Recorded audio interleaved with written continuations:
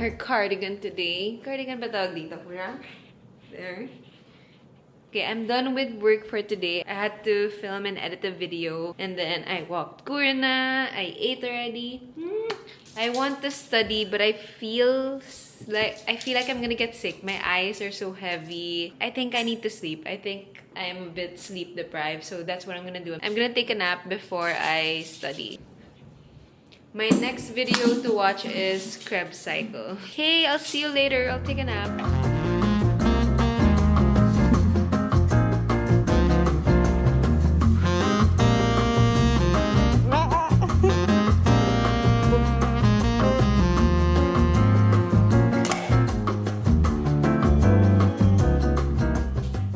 From my nap, it's 7:30 p.m. I don't think I'm gonna study na tonight. I feel like if I don't sleep some more, I'm gonna get sick. So I'm just gonna feed Kura and then sleep.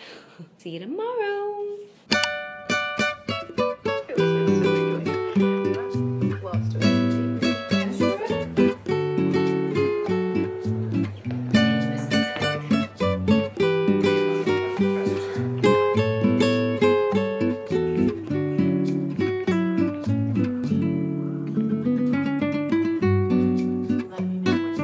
Glycolysis happens in the mitochondria.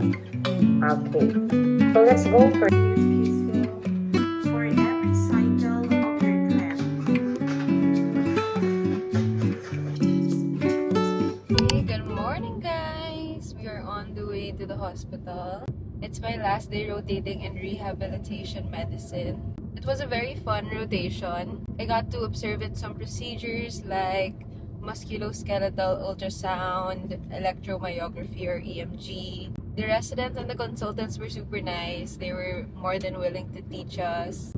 So my electives were dermatology, radiology, rehabilitation medicine, and psychiatry. There are other choices like orthopedics, ENT, opta, ano pa? ANES. There were a lot of interesting cases. There were POTS disease, TB meningitis, a lot of CVT infarct, CVT bleed, mga ganon. A lot of you guys have been asking what my favorite books are or my book recos. So I'll try to mention all my 5-star book reviews. The one I always mention when people ask for book reviews is What You Are Looking For Is in the Library. I think it's a Japanese novel translated into English. It's a really nice book. I really loved it. The gist of it is it's based in a library and there's 5 different main characters who are in different stages in life. And they have different problems, and then I think it's the librarian who gives them the advice. But the advice she gives, it's not just for that person. It's a bit general that you can even apply it even if you don't have that specific problem in life. So yeah, I really like that. It's a book full of hope, I would say. And then another book I like, which I don't really recommend often because I think it's more of a if you like it, you like it type of thing. It's, what's it called? Wait, Color Yellow yung book, and then it's by a psychiatrist. Shucks, I forgot. I'll put the picture of the book here. I forgot the title. But this book, it's about a psychiatrist or psychiatrist. It's about a psychiatrist who talks about her different patients, her very significant patients that changed her life. And the way she writes, it's very simple, given that she's in the medical field. It's not very deep, very easy to understand. And she captures the emotions of her patients and herself in a way that you can really empathize with them and you can also apply it in your life and reflect. Romance books, I liked Nothing Like the Movies, which is the second book of Better Than the Movies. But I think I rated both 5 stars. So Better Than the Movies, nothing like the movies. The type of romance books I like are the ones that are lovey-dovey, cute. Hindi yung mga lost adult books. I don't really like that. So, the ones I'm mentioning are like that. Mga cute. Ooh, I also liked Yours Truly. That was good. It was, the main character is the doctor. So, it was kind of relatable. Of course, Mitch album books, guys. More philosophical, more life lesson type of thing. He has different types of books. My favorites were Tuesdays with Morrie is really good. I'll insert all my favorite Mitch album books on the screen. They're really quick reads because they're kind of short, 200 pages or less. But they're really good reads. Mitch album books are books that you have to read at least in your lifetime because he's very emotionally intelligent, he's objective, and I like the way he looks at life. Tuesdays with Morrie is really good, guys. I recently read a thriller. I think it's called a thriller. It was Housemaid. It was so good. How do I say this? After I read it, I was just like, wow, I was really clapping, and it made me want to read more similar books to it because before that, the books I read were mga romance, philosophical, psychological.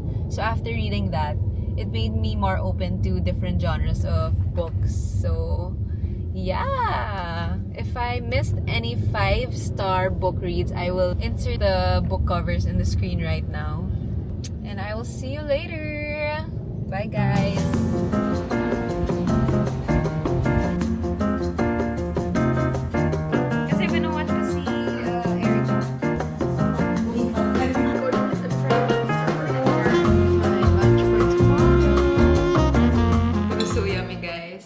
I got the... Wait, let me show you. I think this is the carbonara, and I also have the quattro cheese. But I always eat this, so I wanted to try this one. And it's so good pala. The mukbangs in TikTok, they show that they always eat it with tenders. So I tried it with my chicken tenders, and it was so yummy. So I'm making my overnight oats for my breakfast tomorrow, and I don't know why I didn't do this earlier, but now I always add peanut butter. It makes such a big difference. It's so yummy. So I add rolled oats, chia seeds, oat side, a bit of coffee creamer, hazelnut, zero sugar, and my peanut butter.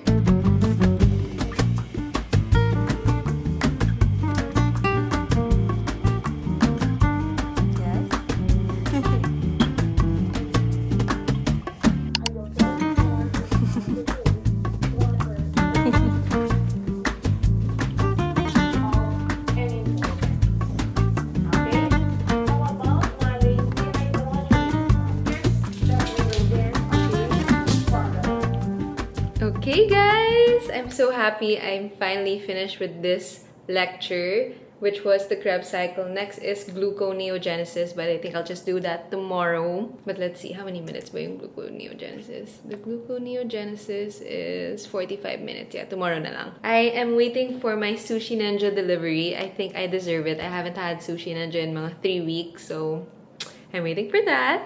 I'm super happy with this review that we got, the Expert MD. She really explains it in a way that you'll really understand it. She does it in simple terms, but it's not simple, if that makes sense.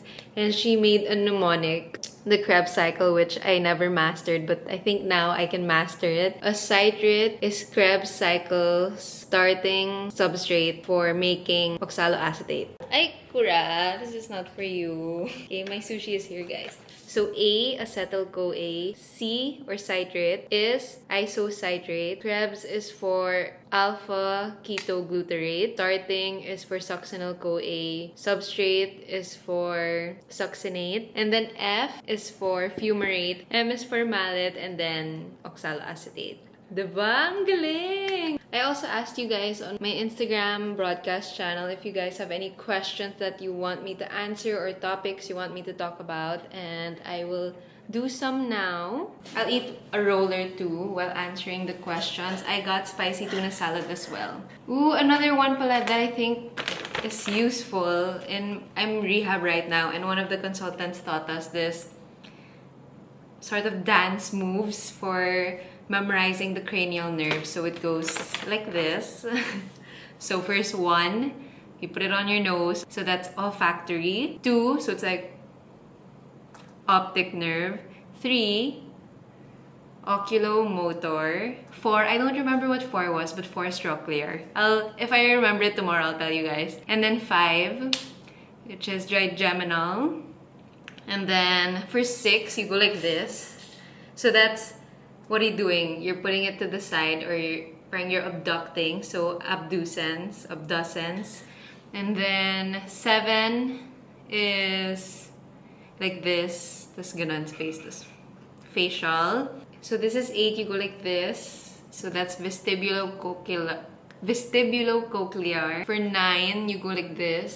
So that's glossopharyngeal. And then for 10, you go like this. That's vagus. And then for accessory, you go like this. For hypoglossal, what did he do for hypoglossal? I forgot. Basta hypoglossal is 12. I'm so bad at explaining. So exciting! Okay, so this is the spicy tuna salad. I always just order the same thing. So this is sakuramaki and spicy tuna salad. So the first question is, how do you handle your emotions? I don't claim to be someone with perfect regulation of emotions, but I think my dad said this in the podcast of Boomer and Zoomer when I guessed. He said, I'm someone who likes to observe and thinks before I speak. So I think that is what helps me regulate my emotions. It helps me handle my emotions. I'm a person who likes to observe. In most situations, I like to stay quiet first. I like to just observe and watch what everyone's doing. I like to internalize my emotions, my thoughts before I speak. But sometimes it's a bad thing because I end up not speaking at all. I don't share my emotions and I just keep it to myself. So sometimes it's also a negative thing. A lot of these are asking about how I am productive, how I stay productive, how I plan my day. I always like to plot my tasks or whatever I'm doing in my Google Calendar. And what I do is I always set it monthly. Parang monthly calendar siya. So I can see a bigger picture and I can plan better because I can see ahead of time if it's actually feasible and I can adjust accordingly. So whenever I have a new task, a new project, a new work-related thing, I always plot it right away. So I don't cram. I don't like cramming. For example, I have a new task. I open my Google Calendar. It's set to monthly. So I can visualize already where I should place that certain task. I didn't even end up eating na. Good guys, look at that. See that? Oh my gosh guys, it looks so good. Okay, first bite.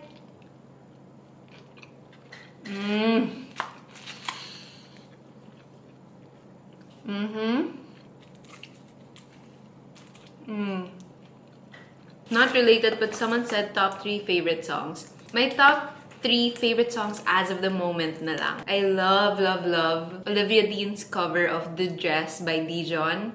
I play that at least 5 times a day. I also love Justin Bieber's Yukon. And then lastly, maybe Man I Need by Olivia Dean.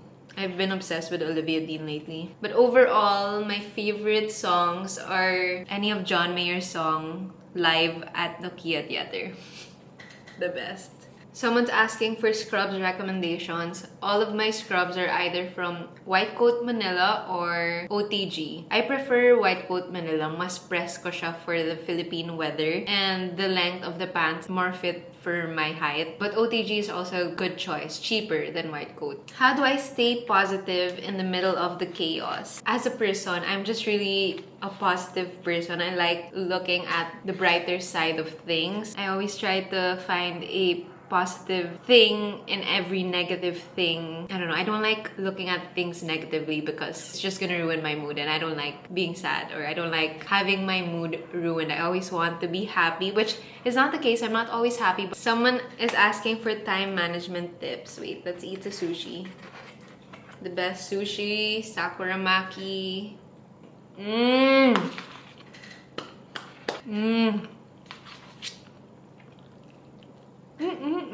I think I've mastered time management and work-life balance, I believe. Although I have JOMO, so that helps. My co-interns and my clerks always ask me, how do I have time to vlog or make my, because I make baon now, my lunch and my dinner. They ask, how do I have time to my lunch, to make my coffee? And I say, kind of like a devil's advocate. I say, if you have time to scroll on Instagram, on TikTok, on Facebook, then you have time to make your food, you have time to make your coffee. Like, I have time to edit my vlogs, to vlog, to do other things. So I think there's a lot of time in the day if you choose to do other things. I always tell my boyfriend, because sometimes he says, oh, I don't have time for this anymore, I don't have time for that. But I tell him, if you really wanted to, you would make time to do that certain thing that you wanted to do, because you do have time naman. It's just your mindset that you stuck to, that you're telling yourself, I don't have time anymore. But in reality, you do have time. So if you have the luxury of time, don't waste it scrolling on TikTok or doing other things that is hindering you from doing what you actually want to do. Discipline, you know, I believe I'm lucky to be a person that has discipline and a good work ethic. I believe. I sound so narcissistic, but even when I was a student, I always discipline myself. If I have to study, then I will study. I will make time to study. And now that I'm also working and doing my internship at the same time and have other stuff to do, I know to myself that I have to allot certain hours, minutes in the day for certain tasks. So I make sure to do that. Even if I'm tired, you know, we have to pay the bills, we have to make time for certain things because it's our obligation. It's more on, you know, you have to discipline yourself, you have to be hard on yourself because that's life. You need to work, you need to earn for a living. You know, people say money doesn't buy happiness, but money pays for bills, money pays for food. So moral of the story is, don't be lazy, guys. Come on, you have to push yourself. One thing that I'm grateful for is I was raised with two parents who were very hardworking, so they were really good role models in developing my work ethic. So I'm very, very happy and grateful that that was my environment growing up. How do you deal with distractions, especially when you need to focus, like studying? And can you give us tips on how to avoid procrastination? I think it's related to everything I said, but with distractions, for me, I'm lucky enough to be living alone now, so I don't really have any distractions. But when I lived at home and I was doing med school, I was privileged enough to have my own room, so I could isolate myself from, you know, everyone who was in the house. They were so noisy, they were having fun, but I was in my room. I had to discipline myself and lock my room and tell them, don't talk to me, don't go in my room until I'm done studying. They know that. Nika mentioned it also in the podcast that I would always be in my room studying. You have to really distance yourself from what distracts you. So if that's your phone, then put your phone away. But I know not everyone has the luxury of, you know, their own space. So I'm sure you can find a way. If you have roommates and you really can't avoid it, then you can use earphones so you can't hear them. Yung ganun. Can you give us tips on how to avoid procrastination? When you are given a task, it's important to immediately, like right away, plot it to your calendar or plot a day on when you plan to do it. Take note of the deadlines and do it earlier than the deadlines. There's another question, guys, but I also just want to share. I've had ice in this for the whole day. This morning pa around 8 a.m., 9 a.m. and there's still ice. So that's 12 hours. Galing! What's the secret to a healthy relationship despite a busy schedule, not being with each other all the time, and overthinking in relationships? I think, okay, so me and my boyfriend have been together for almost 3 years, and I think the secret is I only see him around once a month lang. But we text every day, we FaceTime. In a relationship, you need maturity, trust, and communication. Those are the 3 important things that me and my boyfriend always talk about and always ensure that we have. How does it feel to be in a big family with 7 siblings? Is there any favoritism, and how do you and your siblings get along? If you want a more in-depth answer from my dad and my younger sister, you can watch Barney. Boomer and Zoomer podcast. I am very happy to be a part of a family that is so big, 7 siblings. For me, as a person that is an introvert, a person that has JOMO, joy of missing out, I am happy that I have people to go to wherein I don't need to exert a lot of effort, a lot of energy in interacting with. And it's true connections, you know, because your siblings are your realest friends. You won't need to, you know, think twice about what to say. I mean, you still do, but, you know, you're just more comfortable and it's just more real and less forced. It's not forced. Is there any favoritism? No. My parents always make it a point to be fair, treat us equally, everyone has to have the same things. Funny story, my mom has a lot of stories. My dad always forgets these stories, but my mom always tells us her stories of how she makes sure that everyone has the same things. For example, for our baon in school before, when we were little, it would be sometimes stick-o. She would get plastic and make sure to put the exact same number of stick-os in each plastic for each child. Things like that. If my mom or if my dad gets us something, everyone has to also have something. And a big family in general is just, it's fun, and I'm happy to have a healthy, happy family. So during the pandemic, there was no boring day because, you know, we were 7, we were 9 in the house, we had 2 dogs, so much to do with each other, games, movies, exercising together. So we were very blessed to have that during the pandemic. Study tips. I think I'm just gonna say discipline again. When younger batches go to me and they say, oh, it's so hard, blah, blah, blah, blah, blah. You have to put in the effort is what I tell the younger batches. I see myself as not smart. Like, I'm not really that smart, but I am disciplined and hardworking and studious. So I think that's what got me through med school. I put in the hours to study. My study tip is find out what type of student you are, because there are different types of students: visual learners, fast learners, people that like reading a lot. So find out what type of student you are or what type of learner you are and stick to that and master that. Because for me, like, if I give a study tip, it won't work for everyone. But if you are like me, a visual learner, these are the tips I can give you, okay? I like finding new ways to learn. So it could be a video, flashcards, games, a new case for my iPad, a new website to learn, a new test bank, new set of questions, a new PowerPoint, like stuff like that. I don't like it when what I am studying is just the same thing again and again and again. I'm also a visual learner, so videos really help. So when I was in med school, I like watching YouTube videos like Ninja Nerd. I also like highlighting with different colors. I like underlining, boxing, circling, putting a star on my handout. Like, my handout is never plain. It always has something.